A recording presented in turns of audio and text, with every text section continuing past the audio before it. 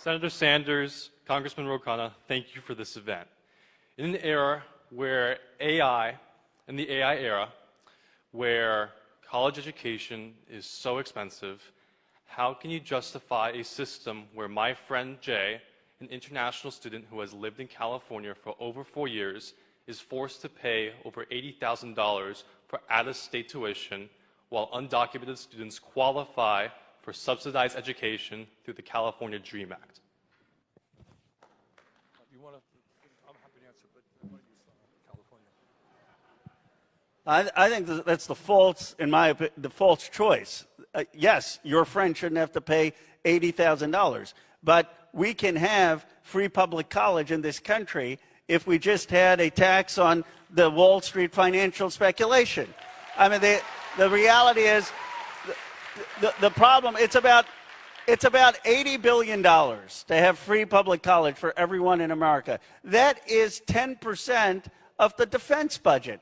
So instead of, in my opinion, I appreciate your question because I don't want to push back on you, but instead of blaming the undocumented kid for the $80,000, how about blaming the defense contractors? How about blaming the billionaires who are not paying enough taxes? How about blaming an economic system that has not invested in the health and the education of our country?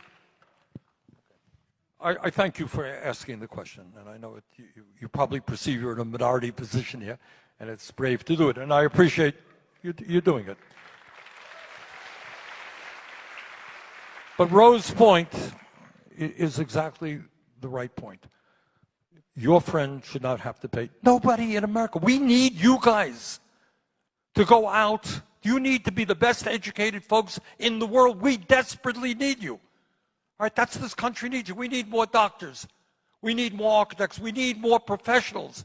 We need you to help us transform this country. I want you to get the best education. And if you come from a working class background like I did, okay, it's absurd that you have to go deep. Are you going to go deeply in debt after graduating school? That's crazy. All right, but do you understand what Roe was saying? You are living in the richest country in the history of the world. 2 years ago, Donald Trump gave $1 trillion in tax breaks to the 1%. And then we cut back on education. Does that make sense to you, honestly? Are you talking about the 2017? I'm talking about the big, beautiful bill. All right, in other words, what Roe is saying is we are a wealthy nation. We can guarantee quality education to all people regardless of income. Okay? Period. Okay. You're a brave guy. Thanks for coming.